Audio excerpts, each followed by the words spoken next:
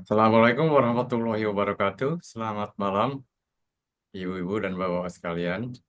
Selamat bertemu kembali di dalam acara PIPMI Weekly Market Review yang kita adakan setiap hari Jumat. Adapun agenda untuk hari ini, seperti biasanya akan saya sampaikan sebagai berikut.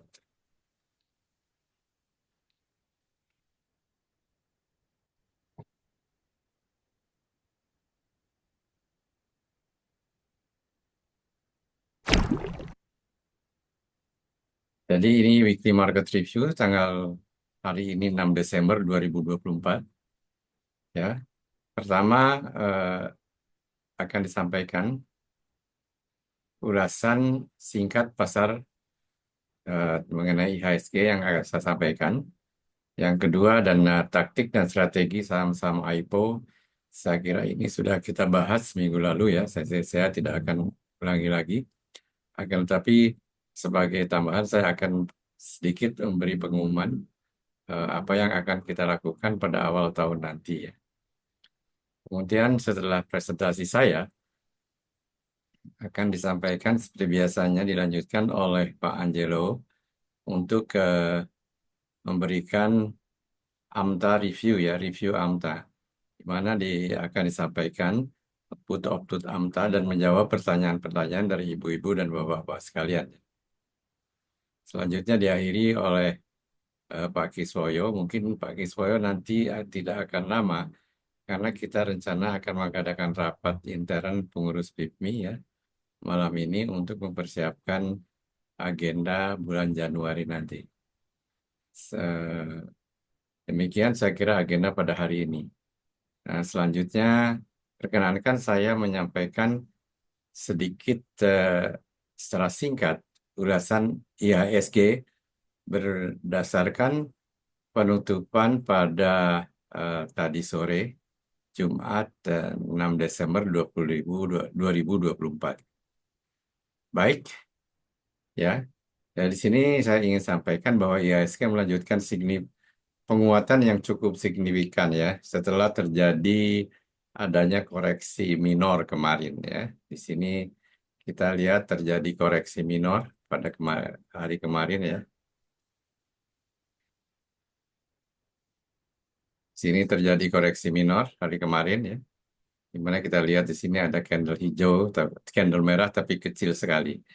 Dan hari ini IHSG melanjutkan penguatannya yang dimulai dari 3 hari yang lalu ya. Dan kita melihat dia hampir menyentuh upper Bollinger Band ya, menandakan suatu momentum yang sangat positif ya. Seperti diketahui, mungkin Anda juga sudah mengetahui ya, eh, gerakan-gerakan saham-saham big cap tadi eh, siang, di mana big cap ini merupakan market mover dari IHSG. Kita melihat gerakan saham-saham BUMN, bank BUMN, brand, lalu Pani ya, dan beberapa saham lainnya ya. Jadi sentimen ini didukung oleh saham-saham yang big caps ya, terutama sektor perbankan. Hampir dapat dikatakan bank BUMN semuanya memberikan kontribusi positif kenaikan dengan value yang cukup tinggi. Yang saya lihat adalah value-nya cukup tinggi. Dan saham-saham yang lain yang menjadi penggerak indeks atau index mover. Volume perdagangan yang tinggi menambah keyakinan bahwa penguatan ini memiliki dasar yang kuat ya. Jadi volume perdagangannya cukup tinggi, agak lebih naik dari kemarin ya. Jadi ini bahwa kenaikan cukup kuat ya. Kesimpulan, IHSG masih menunjukkan tren bullish dengan potensi penguatan menuju resistance level di 7805 di daerah sini nih ya. Ini all time high ya. Nah, mudah-mudahan ini akan tercapai nanti pada akhir eh, bulan ini, di mana biasanya bulan ini penuh dengan window dressing ya. Nah, ini juga disampaikan statistik oleh Pak Kiswoyo misalnya bahwa pada bulan Desember ini kebanyakan hijaunya daripada merahnya dibandingkan dengan November, di mana November ini kebanyakan merahnya daripada hijaunya. Ya. Ini menurut statistik beberapa tahun ya, yang diikuti oleh Pak Kiswoyo. Jadi harapan untuk mencapai all time high 7805 itu bukan tidak mungkin ya. Dan ini bukan all time high lah. Harapan untuk mencapai resistance 7805 atau angka 7805 bukan tidak mungkin ya. Saham-saham big cap terutama sektor perbankan dan komoditas menjadi fokus utama investor. Namun indikator stokastik ya ini sudah masuk ke daerah overbought ya, bukan mendekati malah masuk sudah daerah overbought. Jadi mengindikasikan aja potensi koreksi yang tapi koreksi ini adalah ringan saja ya di dalam jangka pendek. Jadi melihat ini semua terlihat bahwa akan terjadi koreksi jangka pendek. Kemungkinan terjadi koreksi jangka pendek. Akan tetapi kalau kita lebih lihat lebih detail lagi, selama garis kuningnya ini belum menembus garis merah ke bawah, saya kira eh, penguatan akan terus berlangsung ya. Apalagi kalau misalnya candle yang di sini menembus upper band, ya, mendorong upper band keluar. Jika sampai keluar dari upper band, maka tanda penguatan jauh lebih kuat lagi. Saran Sarannya adalah untuk trader fokus pada saham-saham yang big caps yang menjadi index mover, tetapi waspada terhadap potensi koreksi teknikal, terutama dari stokastik yang sudah overbought ya. Pasang level cut loss untuk trader ya, dan manfaatkan momentum untuk trending jangka pendek ya. Nah, untuk bullish eh, adalah waktu untuk beli yang baik ya, karena bullish adalah waktu yang subur.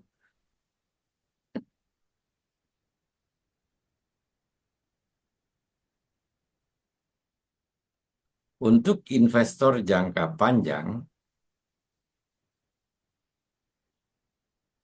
gunakan momentum ini untuk akumulasi saham berfundamental baik ya, terutama sektor perbankan. Dan saham yang diproyeksikan mencatat kinerja positif pada kuartal 4 2024 ya. Secara historis kita melihat bahwa misalnya perbankan dan beberapa saham lainnya biasanya eh, pada akhir tahun itu menunjukkan performa yang cukup baik ya. Apalagi ditambah adanya perkiraan eh, para fund ya, melakukan window dressing. Selanjutnya perhatikan ya level support di 7.800 7.300 untuk peluang akumulasi jika terjadi koreksi ringan. Ini level supportnya adalah di middle band sini. Kira-kira nanti di 7.300 ya. Nah, ini saya kira eh, secara detail ya keterangan dari masing-masing indikator ya. Sini IHSG bergerak mendekati upper band ya dengan kita targetnya nanti di 7805 ini ya. Dan ini bukan tidak mungkin seperti saya katakan eh, statistik mengatakan bahwa biasanya IHSG akhir tahun ditutup positif ya, didorong juga oleh kemungkinan adanya eh, window dressing. Volume perdagangan meningkat tidak signifikan sebenarnya, maaf saya, dibandingkan dengan beberapa sesi sebelumnya. Ini lebih tinggi, bukan signifikan. Hal ini menunjukkan adanya sentimen positif, terutama pada saham-saham big cap, seperti Bank BUMN dan sektor lain yang menjadi index movers utama. Diketahui misalnya brand tadi naik cukup tinggi ya, itu juga merupakan index mover. Histogram ya, IHSG menunjukkan bullish ya, dia uprise terus ya. Istilahnya menuju ke atas ya, pointing up ya, point up, jadi uprise, jadi istilahnya meningkat terus. Kalau kita lihat di sini, Bollinger Band yang berwarna merah, bukan, MACD sudah di atas nol, berwarna merah ya, histogramnya ini naik ya, ini menandakan bullish, dan ini tambah lama tambah bullish 3 hari berturut-turut. Demikian juga RSI bullish tadi, menganggap hati-hati karena dia mengarah juga kepada overbought meskipun belum overbought. Stokastik ya, sudah masuk daerah overbought ya. Kemungkinan ada koreksi teknikal, tapi belum terjadi koreksi teknikal itu jika eh, jika garis kuning ini belum menembus garis merah yang ini ke bawah. Jadi amati pada bulan Desember ini. Pertama, kalau melihat indikator nampaknya kelihatan prospektif, lalu dikaitkan dengan statistik dari Pak Kiswoyo misalnya bahwa bulan Desember adalah bulan hijau, lalu ditambah lagi kemungkinannya ada window dressing, bahwa kemungkinan mencapai angka 7805 itu bukan hal yang tidak mungkin ya. Mudah-mudahan ini dapat tercapai, dan ini harus dapat digunakan baik oleh investor maupun untuk trader. Demikian ulasan IHSG dari saya.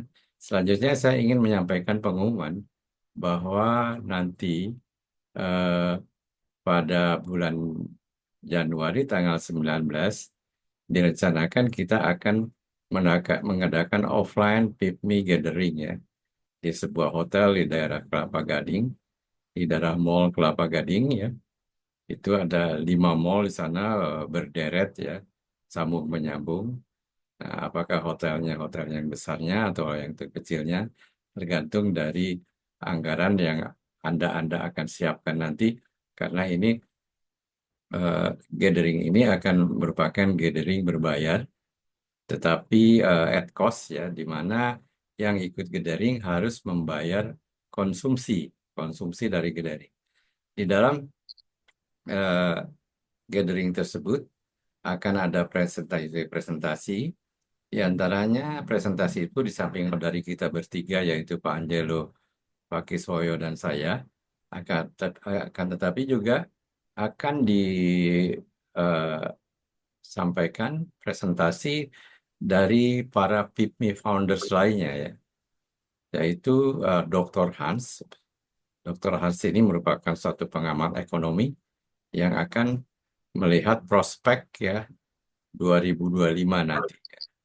Kita harapkan Dr. Hans ya, beliau memberikan eh, view dari segi fundamentalnya. Beliau adalah pengamat ekonomi dan pengamat pasar modal ya, dan sudah sangat terkenal. Eh, Artikel-artikelnya selalu dia ada di majalah Kontan atau di media-media lainnya. Di samping itu juga dia sering memberikan presentasi di media TV ya, media elektronik. Selanjutnya, secara technical view akan disampaikan juga oleh salah satu Certified Technical Analysis Internasional CFTI, yaitu Pak Arya Santoso, yang dia juga merupakan founders dari PIPMI, ya, founders dari komunitas kita. Seperti diketahui, komunitas kita adalah komunitas yang secara legal sudah terdaftar di Kementerian Hukum dan Hak Asasi Manusia ya. Jadi PIPMI ini bukan organisasi abal-abal, tetapi organisasi yang sudah terdaftar di Kemenkumham ya. Punya pengurus, punya anggaran dasar, punya hak dan kewajiban dari apa? Dari pengurus, hak dan kewajiban dari anggota. Nah, kita juga menyampaikan eh, Google Form kepada anggota PIPI yang ada untuk pengkinian data dari anggota-anggota PIPMI ya, karena banyak sekali yang belum eh, memberikan nama dan lain-lain meskipun sudah merasa jadi anggota. Kadang-kadang masih ada hanya nomor teleponnya aja. Sekarang ini di WhatsApp group yang ada di dua WhatsApp group utama, yaitu PIPMI, eh, PIPMI 2024 Investing, dan PIPMI Platinum, anggota kita adalah 502 orang. Sedangkan anggota yang sudah terdaftar di PIPMI 5 tahun yang lalu adalah 520 orang. Ya, 500, kalau tidak salah 530 orang. Jadi sebenarnya eh, anggota PIPMI ya yang sudah mengisi Google Form itu lebih dari 600 orang, sisanya belum mengisi Google Form ya. Nah, ini kita ingin betul-betul bahwa mereka-mereka yang menjadi anggota PIPMI benar-benar mereka-mereka yang serius ingin memanfaatkan keanggotaannya di PIPMI. Dan untuk diketahui, anggota kita tidak mengejar jumlah anggota, tetapi kita mengejar eh, kualitas komunitas ya. Jadi kita tidak mengejar anggota, jumlah anggota, kita lebih baik anggotanya sedikit, akan tetapi organisasinya berkualitas daripada anggotanya banyak, tapi organisasinya tidak berkualitas.